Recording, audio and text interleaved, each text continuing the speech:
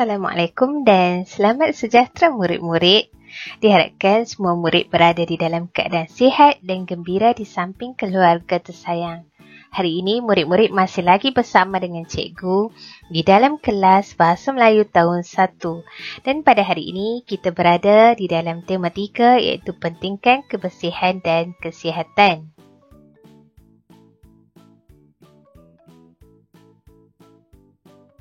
Untuk makluman murid-murid, pada hari ini kita berada di dalam unit 9 iaitu Kita Cergas. Dan tajuk pelajaran yang akan kita pelajari pada hari ini ialah Nazri Boleh. Dan untuk pengetahuan murid-murid, kemahiran yang akan kita pelajari ialah kemahiran seni bahasa. Seterusnya, mari kita lihat standard kandungan pelajaran kita pada hari ini. Standard kandungan pelajaran kita pada hari ini ialah 4.1 iaitu mengaplikasikan unsur keindahan dan kesantunan bahasa dalam bahan sastra. Manakala standard pembelajaran pula ialah 4.1.1 iaitu bercerita dan menuturkan dialog yang mengandungi bahasa yang indah iaitu simpulan bahasa. Seterusnya, mari kita lihat objektif pembelajaran kita pada hari ini. Pada hari ini, diharapkan pada akhir pengajaran dan pembelajaran, murid akan dapat pertama, mengenal pasti simpulan bahasa yang terdapat di dalam petikan. Yang kedua, diharapkan murid dapat bercerita dan menuturkan dialog dengan menggunakan simpulan bahasa yang betul. Tahukah murid-murid apakah yang dimaksudkan dengan simpulan bahasa?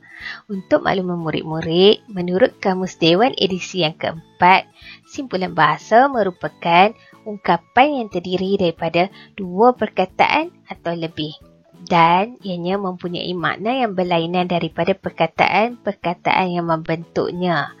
Untuk lebih jelas, murid-murid boleh melihat contoh yang akan cikgu berikan selepas ini. Mari kita lihat contoh simpulan bahasa berikut bersama-sama dengan cikgu. Gambar pertama menunjukkan gambar hati, manakala gambar kedua ialah batu. Jadi simpulan bahasa yang dapat dibina daripada gambar dan perkataan yang telah diberi ialah hati batu. Tahukah murid-murid apakah yang dimaksudkan dengan hati batu? Hati batu sebenarnya bermaksud orang yang keras hati. Mari kita sama-sama lihat contoh kedua bagi simpulan bahasa yang ingin cikgu berikan. Gambar menunjukkan seorang budak lelaki sedang memegang kepalanya. Mungkin budak lelaki tersebut sebenarnya penin. Dan gambar kedua menunjukkan seekor lalat. Jadi simpulan bahasa yang boleh dibina daripada perkataan penin dan lalat ialah penin lalat. Apa pula maksud penin lalat? Penin lalat bermaksud berasa penin sedikit sahaja. Seterusnya, mari kita lihat contoh yang ketiga bersama-sama dengan cikgu. Gambar ini ialah gambar seekor ulat. Dan seterusnya ialah sebuah buku. Jadi simpulan bahasa bagi kedua-dua gambar ialah ulat buku. Apa maksud ulat buku? Ulat buku bermaksud orang yang gemar membaca ataupun orang yang rajin membaca buku. Untuk memahami tajuk pelajaran kita dengan lebih baik, murid-murid boleh membuka buku teks Bahasa Melayu di halaman 54. Mari kita lihat topik pelajaran kita bersama-sama. Mari kita baca petikan yang terdapat di dalam buku teks kamu bersama-sama dengan cikgu. Nazri boleh. Apa yang Nazri boleh? Nazri boleh bermain bola sepak. Nazri hendak menjadi pemain bola sepak. Dia mahu menjadi ayam tambatan pasukan sekolahnya. Boleh abang melatih saya bermain bola sepak? Tanya Nazri kepada Abang Fadil. Boleh Nazri. Bagaimanapun, jangan hangat-hangat tahi ayam sahaja, kata Abang Fadil. Mulai hari itu, Abang Fadil melatih Nazri.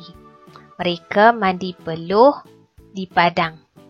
Terima kasih kerana baik hati melatih saya. Sekarang, saya ada hati untuk menjadi pemain bola sepak yang terkenal, kata Nazri. Untuk pengetahuan murid-murid, perkataan yang berwarna merah yang terdapat di dalam petikan ialah simpulan bahasa. Simpulan bahasa yang pertama yang terdapat di dalam petikan ialah ayam tambatan. Seterusnya, hangat-hangat tahi ayam. Dan yang ketiga ialah mandi peluh. Keempat, baik hati. Dan yang terakhir ialah ada hati. Okey, mari kita lihat maksud simpulan bahasa tersebut bersama-sama cikgu. Okey, mari kita lihat simpulan bahasa yang terdapat di dalam buku teks kamu bersama-sama. Simpulan bahasa yang pertama ialah ayam tambatan. Ayam tambatan bermaksud orang yang menjadi harapan. Okey, di dalam buku teks dinyatakan bahawa Nazri ingin menjadi ayam tambatan pasukan sekolahnya. Ini bermaksud Nazri sebenarnya ingin menjadi orang harapan sekolahnya. Seterusnya ialah hangat-hangat tahi ayam. Hangat-hangat tahi ayam bermaksud usaha yang tidak berpanjangan. Abang Fadil juga menasihatkan Nazri supaya jangan sekadar melakukan usaha yang hangat-hangat tahi ayam. Untuk berjaya, kita harus terus berusaha sepanjang masa. Dan yang ketiga ialah mandi peluh. Mandi peluh bermaksud basah dengan peluh. Dan untuk simpulan bahasa yang keempat, baik hati. Okey, baik hati ni sebenarnya bermaksud bersikap baik dan penyayang. Okey, ini dapat kita lihat daripada contoh Abang Fadil sendiri kerana dia sanggup melatih Nazri bermain bola sepak. Jadi Abang Fadil sangat baik hati. Okey, dan simpulan bahasa yang kelima ialah ada hati. Ada hati bermaksud mempunyai keinginan ataupun ada keinginan. Okey, seterusnya mari kita lihat simpulan bahasa yang keenam, iaitu putus asa. Okey, putus asa sebenarnya bermaksud tidak menaruh harapan akan berjaya. Jadi cikgu nasihatkan murid-murid jangan mempunyai ataupun tidak mempunyai sikap putus asa. Kerana kita perlu sentiasa berusaha. Dan seterusnya ialah suka hati. Suka hati bermaksud seronok atau gembira. Okey, simpulan bahasa ke-8 yang akan kita pelajari pada hari ini ialah perut kosong. Perut kosong bermaksud lapar. Dan simpulan bahasa yang terakhir ialah anak tunggal. Anak tunggal bermaksud anak satu-satunya. Contohnya, sekiranya ibu bapa anda mempunyai seorang sahaja anak. Anak tersebut disebut anak tunggal. Untuk latihan pada hari ini, murid-murid dikehendaki membuka buku aktiviti Bahasa Melayu Jilid 1 di halaman 61. Okey, murid-murid boleh membuat latihan di dalam buku bersama-sama dengan cikgu. Cikgu harap murid-murid telah bersedia. Okey, untuk latihan pada hari ini, kita akan menjawab latihan bagi aktiviti 4. Iaitu, lengkapkan cerita dengan simpulan bahasa yang sesuai. Kemudian, sampaikan cerita. Kita dapat 5 pilihan jawapan yang disediakan, iaitu pertama, putus asa. Putus asa bermaksud orang yang tidak menaruh harapan akan berjaya. Kedua ialah suka hati. Ingat murid-murid, suka hati bermaksud seronok. ketiga ialah baik hati. Baik hati bermaksud bersikap baik dan penyayang. Yang keempat ialah perut kosong. Perut kosong bermaksud lapar.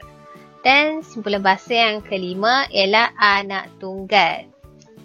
Ingat, anak tunggal ialah anak satu-satunya di dalam keluarga tersebut. Okay, mari kita lihat petikan yang diberi.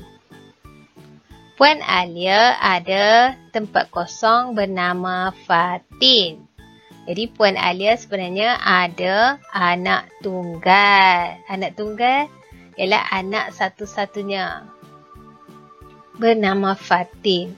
Puan Alia ibu yang tentulah baik hati. Dia hendak mengajar Fatin berenang. Sebelum berenang, Fatin mesti makan. Kita tidak boleh berenang dengan tempat kosong, kata Puan Alia. Jadi ibunya menasihatkan Alia supaya makan sebelum berenang. Bermaksud kita tidak boleh berenang dengan perut kosong. Ingat tak murid-murid apa maksud perut kosong?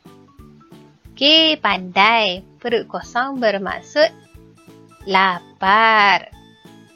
Maksud dia, kamu tidak boleh berenang dengan perut yang lapar. Okey.